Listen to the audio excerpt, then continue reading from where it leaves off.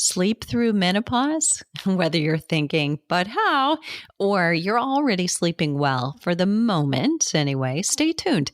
My guest is a functional doctor who really specializes in supporting her clients through hormone imbalances, including those that can start because of sleep or those that are worsened because of sleep. Regardless of which way we think about it, the consensus for us at all ages is sleep is crucial to health. I'm Deborah Atkinson. You're listening to Flipping 50, where I address your top struggles and concerns, and I share, most of all, things that will, I hope, inspire you and change your expectations about aging. I share what to eat, how to move, and how to change your mindset so you can have the energy and the vitality that you want, need, and deserve in this second and better half. And in this episode's show notes, I'm going to include the link to Sleep Yourself Skinny. It's the ebook that was an offshoot of You Still Got It, Girl, my book from 2015. This ebook includes about 20 things you can do to enhance your fitness by getting a better night's sleep. It's a must. My guest today is Dr. Farah Sultan. She's a medical doctor, double board certified in family medicine and functional and regenerative medicine. She's trained and worked in 3 continents, India, UK, and the US. She is the CEO of Vitalogy Wellness and Med Spa and the founder of the Mandala method. She's an international award-winning speaker and expert in sleep and hormone balance, has helped thousands of women regain their sleep, energy, and youthfulness without the use of addictive prescription medicines. She lives with her husband of 23 years and 3 children in Birmingham, Alabama, and loves to travel, read, garden, cook, and it is into biohacking. Let's get started. Dr. Farah Sultan, thanks so much for being here. Thank you, Deborah, for having me. It's my pleasure. I don't often say this, but I actually hope this episode puts everybody to sleep. All right. Good So, night. Yes. Right. Yes. Good night. But listen, everybody, not yet. Okay. So stay with us. I would love it because so often we get the juicy backstory when I ask our expert interviews, why this for you? Why is this topic so important? Is there a personal story related to your journey and why you're doing what you're doing? Yes, there is. And as you know, a lot of us, when we're younger, don't prioritize sleep. And we think we are super women and we can get by with very little sleep. So once when I was in residency, I was actually pregnant with my first baby. And I was driving home after a full night of being up on call on the way. I was almost home to my exit and I fell asleep on the wheel. Oh my gosh. I almost veered off, but someone just honked from the back and I woke up and it was such an epiphany. And after that, and because I felt double bad because I was pregnant, I was like, what if? And so I really made it a sort of a priority in my life to make time for sleep, because really that was my attitude prior to this, that oh, I can get by with a few hours. Oh, I'm not tired. Oh, I can drink caffeine and I'll be fine. And to just realize that sleep is so important. And now that I'm 52 and going through perimenopause and menopause, again, I realize the importance of sleep. And I love helping women balance their hormones, but especially balance their hormones in regards to sleep has really become my passion and mission. And it gives me such satisfaction to help women get back their sleep. That is awesome. And I know firsthand, primary research. I have a lot of women right here sitting on the edge of their bed See what I did there? Waiting, because this is really a pain point. I know, of course, that people come here and to me for fitness. I like to think they stay for the mindset, and we've changed their expectations about how they can age.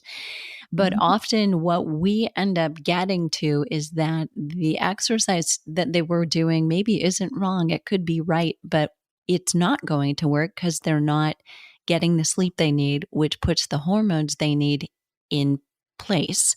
So let's talk about this. And I'd love to have you elaborate on why loss of sleep is such an important issue, particularly for women in life in midlife. But I want to ask, why is it so on the rise today? Because Ariana Huffington even published a book, what was that, Mhm. 5 or 6 years ago now? That's become a really big deal.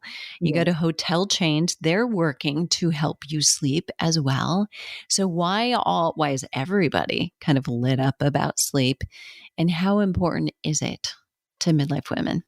So, yes, you couldn't be more right about how important it is. We spend a third of our lives sleeping. And so, obviously, there was, in the process of evolution, some reason behind this. And yes, women especially are unique in this stage of life, in midlife, because, yes, with aging, sleep gets worse, and men go through that as well. But it has been found that with the changes in hormones, not only are women getting more vasomotor symptoms like hot flashes and night sweats that could possibly be waking them up, but also they are undergoing changes in mood and memory. Why? Because estrogen and progesterone as hormones have specific receptors that help us in our sleep centers in the brain to sleep restfully through the night. Women in menopause are also found to have a higher rate of breathing difficulty with sleep apnea, and therefore managing and balancing their hormones has definitely been shown to help with better quality and quantity of sleep. And of course, we have other things going on right now that are interfering with our sleep, including the loss of circadian rhythm. So, because are a 24 hours on society, we have our devices, we have busy lives, we have stressors. So, they are definitely playing a role in keeping us up more. And the toxins that we're exposed to can also make a role in the sense that electronic magnetic frequencies that are emitted from our Wi-Fi, from our devices, they can interfere with our sleep. It's our mattresses that are off-gassing, and other cleaning agents, perfumes, scents, candles. So all these things are adding up in addition to the hormone changes that women are going through during this phase that are leading to a lack of good sleep. I love that you mentioned that. Love, hate that you mentioned that. But we're going into this season as we release this really in real time. But no matter when you're listening, this is going to be relevant because women we like our perfume. But also, we're going into the season of what I'd call candle season, right? I Mhm. mean, we love to have those scents. And I would love just for you to dive into what would be alternatives to having those yummy scents instead of the pumpkin candle from something in Body Works. What Yes. would be another alternative? That's such a great question. And I personally love good scents and perfumes, but I did come to the realization that they were not as friendly to me as much as I love them. And so, but the good news is there are alternatives. So instead of reaching for those paraffin waxes and fragrances that are really endocrine disruptors, some of the alternatives are to use candles made from beeswax, scented with natural essential oils. Essential oils themselves can be diffused. Other alternatives are to make your own potpourri. So you can use lemon and cinnamon and other spices and really have your home smelling lovely, whether it's fall or Christmas time, and really use those natural flavors that can add to the aroma without using especially toxic candles, plug-ins, and other spraying fragrances, which are really chock full of toxins. And now we do have more choices available, and I do love supporting local businesses and artists and entrepreneurs. And if they're making homemade candles with beeswax, or even soy candles are better if they're organic rather than the paraffin wax ones, and as well as the perfumes, they are much better alternatives. I love since we're talking about sleep, Epsom salt soaks with lavender as an essential oil. They actually studied the difference between lavender and Valium, and they found that lavender had less side effects and was more calming than in terms of the mechanism of action of a sedative and hypnotic drug like Valium. Wow.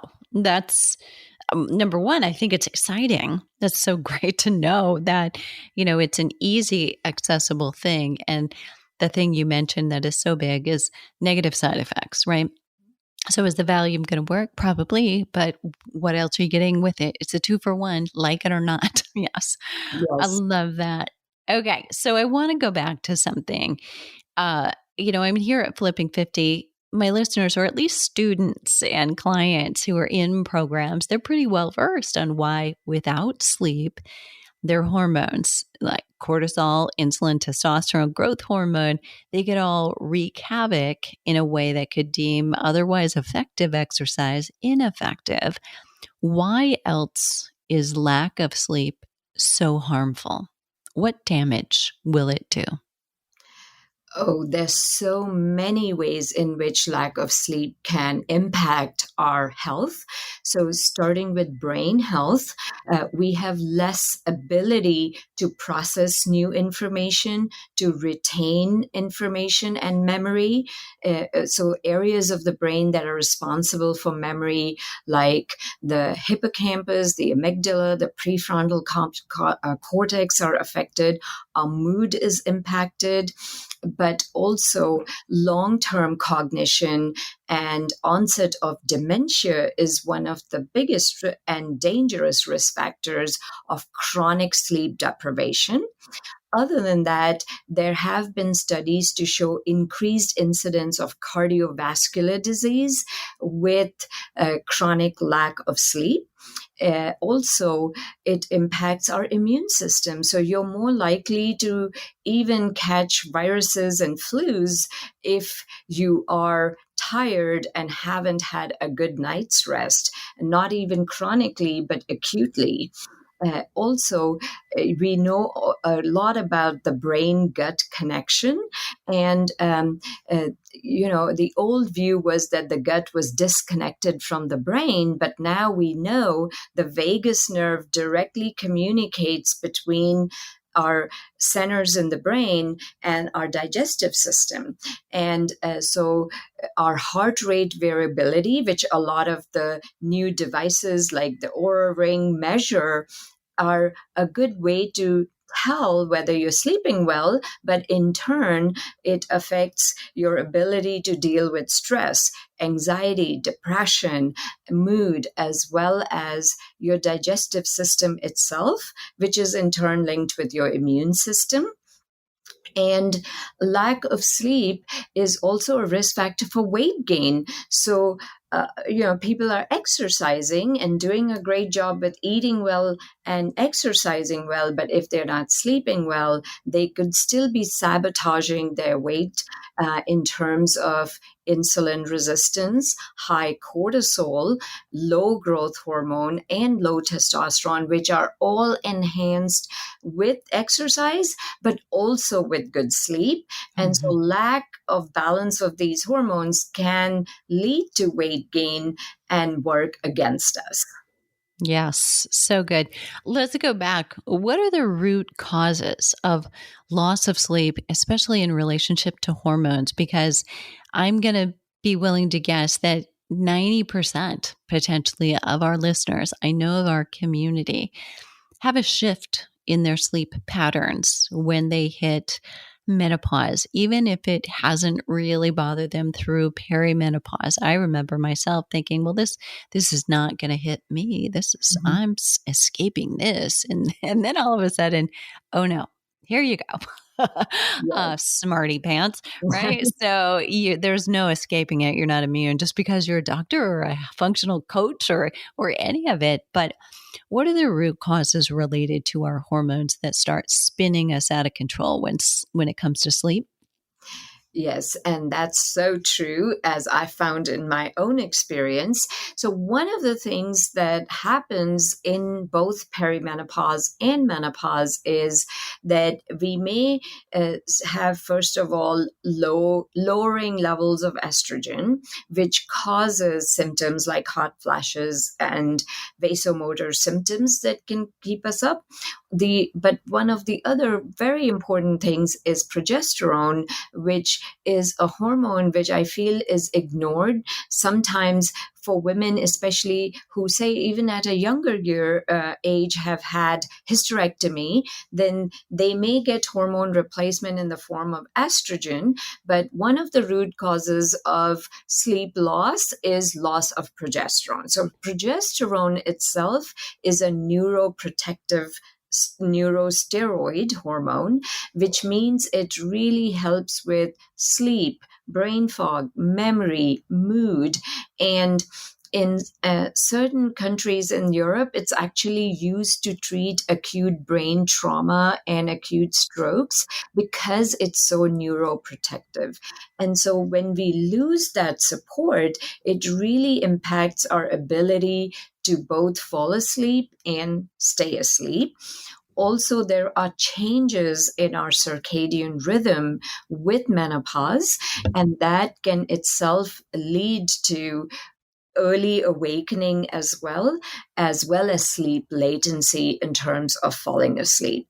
And that's why looking at your female hormones, but also your cortisol, insulin, as well as your growth hormone and balancing those can really help and be a game changer when it comes to good sleep. And some of the other things, of course, that play a role are nutrition and lack of nutrients, especially things like magnesium, which play a big role in just being neuro calming to help us sleep more easily. So good. That was a wealth of information right there. I'm wondering if I can get you to go backward for all of our listeners here and talk a little bit about restful sleep and that refreshing sleep that comes from sleep cycles. I think just talking through the sleep cycles and how they work repeatedly through the night, if you don't mind diving into them, Mhm. the full cycle of sleep and the number of times that one would go through that generally each night. And as a follow up, and I'll remind you of this, but what happens when those stages of sleep get disrupted by a dog or a snoring husband? And what I find is most women listening are willing to give up sleeping with their husband, but not their dog. So there's that. Yes. So sleep cycles, type us there. Yes. So we usually cycle through sleep and different phases of sleep in about blocks or chunks of 90 minutes each.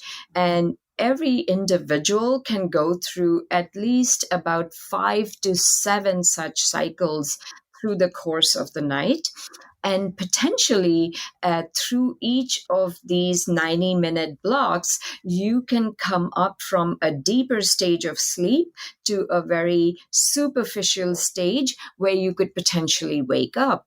And so there is this relationship between your sleep drive and the amount of melatonin that is being produced by your pineal gland that can determine your ability to easily go from one of those phases to the next with no difficulty and having a deep, restful sleep.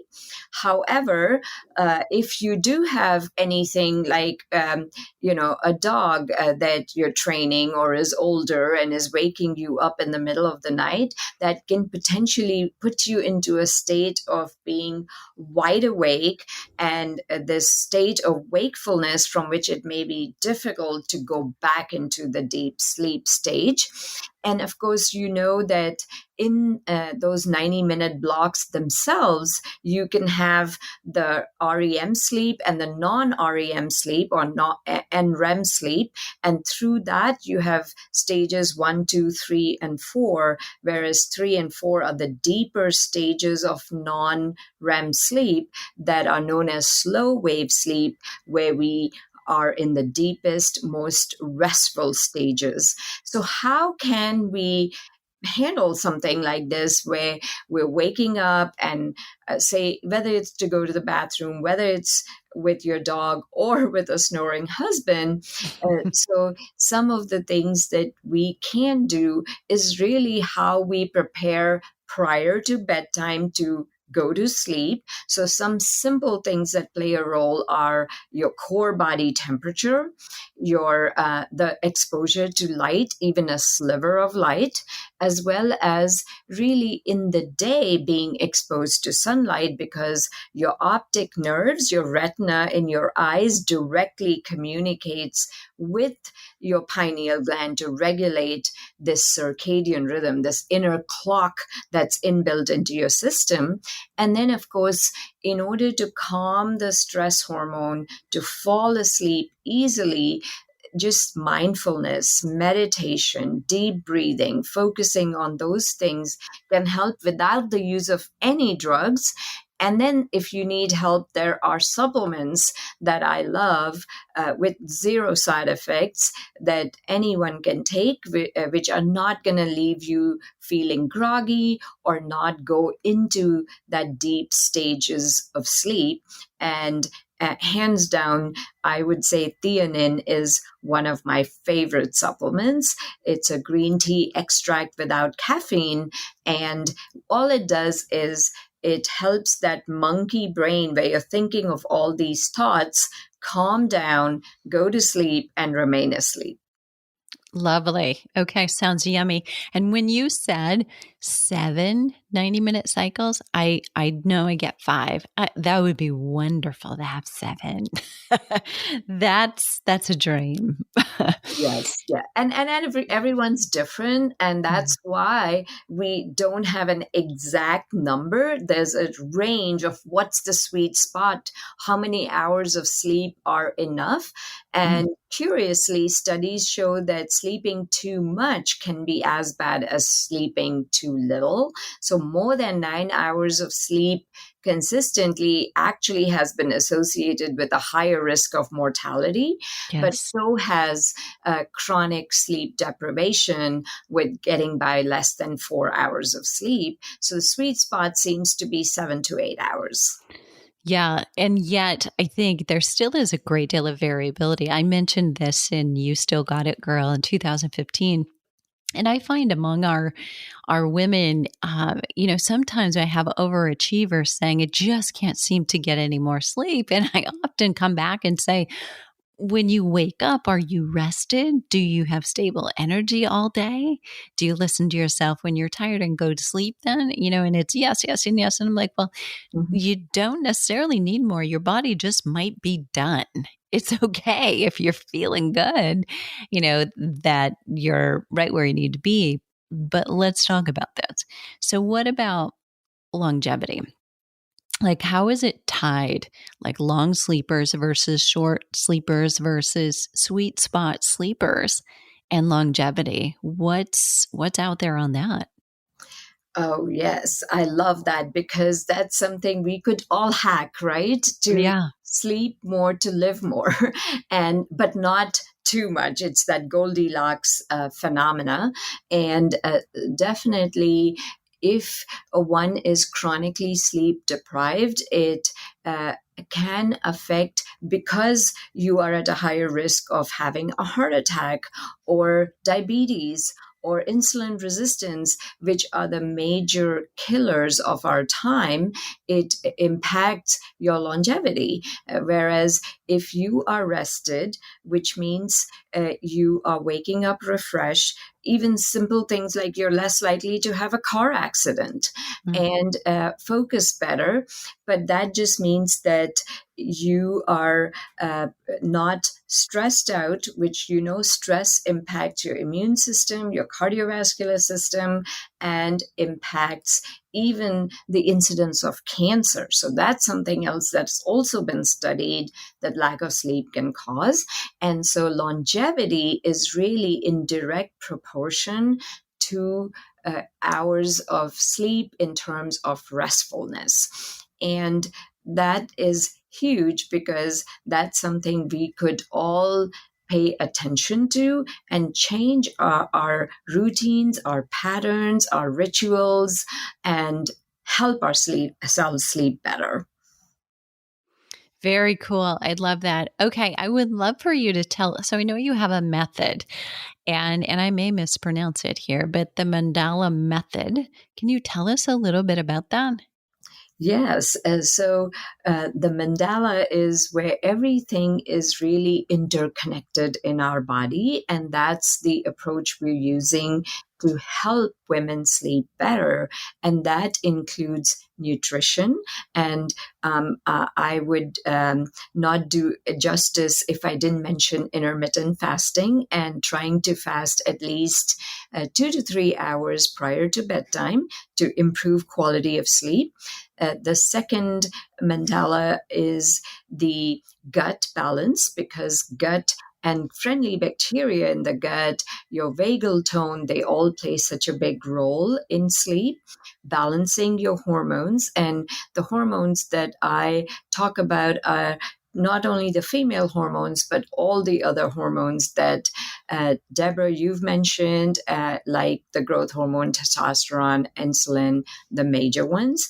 And really, when the gut and the nutrition and the hormones are in balance, there's mind body balance, the stress management, which again, it's these neurotransmitters. So we make our own serotonin, dopamine, our natural melatonin, as well as our GABA, which is like natural Xanax in the gut Mhm. where it goes to the brain, and the fitness and movement, which is really why what Deborah does is so important. And then the central one is to really empower, educate, and inform to connect all of these circles of the mandala together. Beautifully described. And so interconnected. And I think that's the biggest thing for listeners to take away is that, the reason to tackle exercise is because you want to get to a goal, maybe of weight loss. For some of you, it's maybe more energy and get out of fatigue. However, sleep may be your first stop on that trip, right? How can listeners get more of Dr. Farah and learn a little bit more about your method? So you can visit my website. It's Vitalogy Wellness and Medspa.com, or my Instagram is Dr. Farah Sultan MD. And I'll be happy to also offer my free gift that Deborah's going to tell you about. Yeah, so good. So you actually offered a free masterclass for our listeners. So this is health and hormones and causes of belly fat. Hello, anybody interested in that? All right, rhetorical question, I know, but you're nodding your head while you're hiking. I'm sure of it. And there's also an opportunity to schedule a free hormone balance call with Dr. Farah's team. And you can do the 1-2 punch and go to the masterclass first and do the consult second if you decide that's the way. And I'm all in. Highly recommend it. Thank you, Dr. Farah, for being here. Thank you so much, Deborah. And to our listeners, good night. No, don't go away. So the show notes will be at flipping50.com/sleep through menopause. The words that come from the title of today's episode. So very important. And for any of you who are not prioritizing this, if you're struggling with it at all, I guarantee you it is a game changer. Changes your life, literally, if you get the sleep that you want, need, and deserve. We'll just use that. So what are you waiting for? Flipping50.com/sleep through menopause. And let's start flipping 50 today.